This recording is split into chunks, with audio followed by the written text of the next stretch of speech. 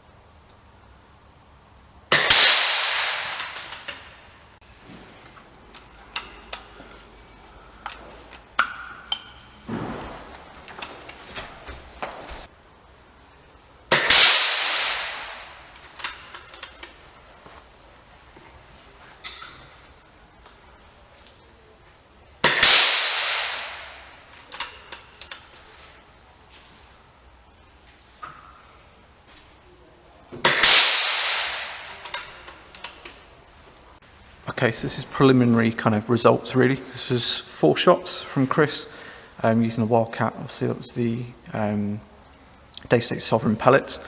That was my attempt at the bottom just there. So what we're going to do now is we're just going to put some super fields in, see if the pellet change make any difference.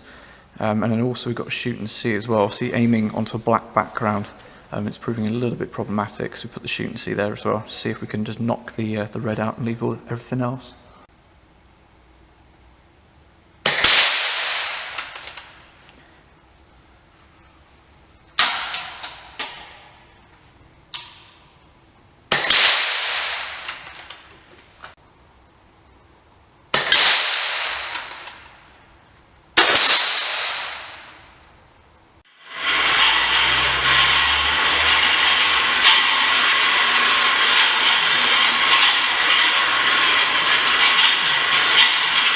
Okay, so quite surprising results really. Got the super domes on the left there, which Chris noted were quite sort of gritty to get in. Apparently it's quite a staged affair bringing it forward, which compared to the Sovereigns that just kind of glided in. Quite interesting. Still a very respectable group nonetheless. And then the grouping on the right is from the Crossman Premier, so the cheaper pellet. But yeah, I think the results kind of speak for themselves really there, don't they? Yeah. So what we'll do, move back on, we'll just try and get some more groupings with the Sovereigns and see what they come out like.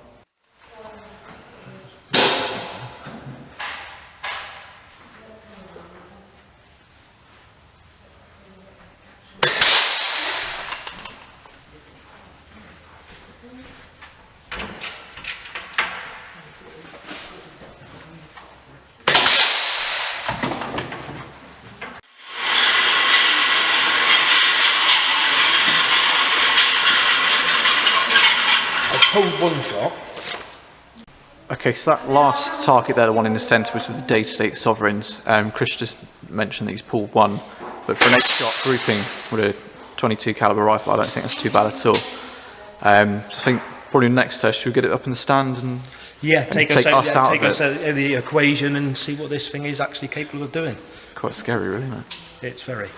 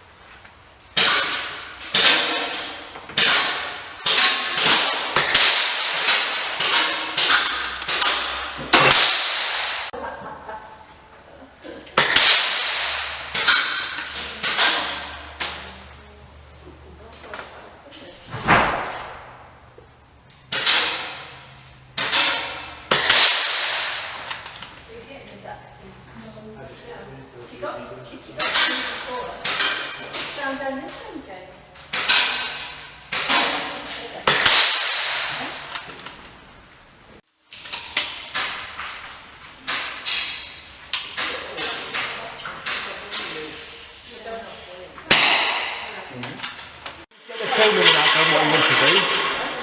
Lovely supplier.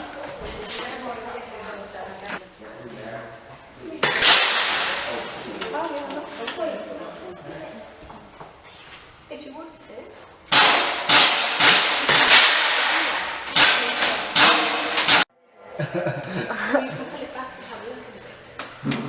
Just try and hit it on the side there.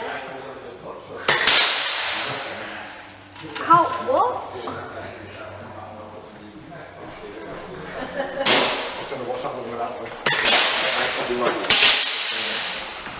Okay, so we just thought we'd come back to the peace and tranquility that is our kitchen.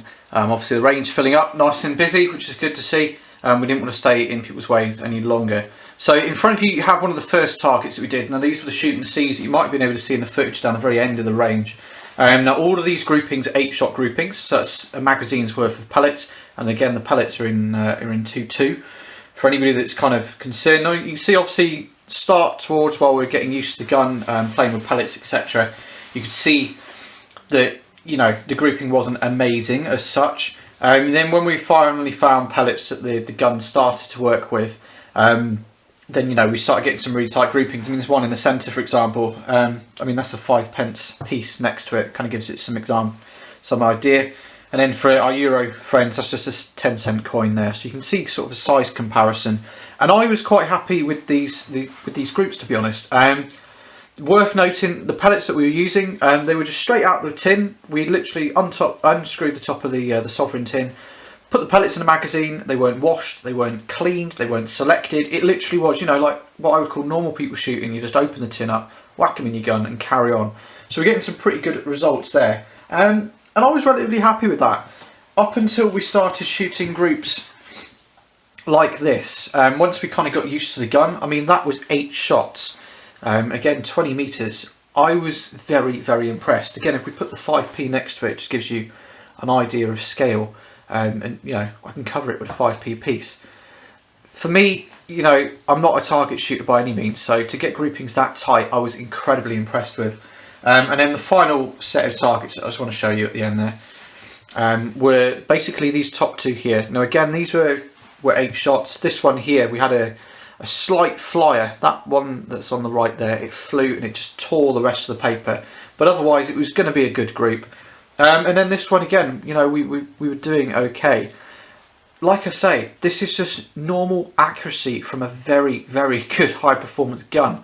We weren't selecting the pellets, we weren't cleaning them, you know, it literally was just straight out the barrel. So what I'm going to do, just quickly conclude this one off. Hopefully you've enjoyed getting to see the gun in action.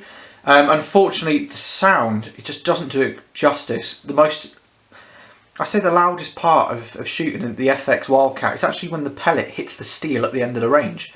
The actual kind of the audible signature from the rifle itself was so minimal. I mean, I thought there was more noise coming from the free-floating hammer than there was from the actual muzzle blast as such. I was, yeah, really impressed. But we'll save that for the full review. I mean, this by only means was just to show you what the gun's capable of. When we had it up in the rest, obviously a lot of this was done from arrested position, it takes us out of the equation and gives the rifle the best opportunity that it can to shine, and it really did. So again, all it's really left me to say is thanks for watching another one of our videos. Hopefully you've enjoyed it. Hopefully it's kind of giving you some food for thought if you're looking at buying one of these rifles. A massive thank you to the guys from Pull the Trigger for letting us borrow the rifle to review. Hopefully Damien will enjoy it very much. I believe it's going to be his new long-term test toy. The final thanks just goes to Ronnie Sunshines down in Devon, just outside King Stainton, Newton Abbott. They gave us kind of the use of the range this morning, which was really kind of them. Obviously we knew they were busy, and they fit this in accordingly, so a huge thanks to them. Hopefully we do a little bit more filming up there. It's a really nice venue, really nice team up there. So hopefully we'll be able to do a little bit more up there and bring you a little bit more field test reviews. So again, cheers for watching guys, and we'll see you next time.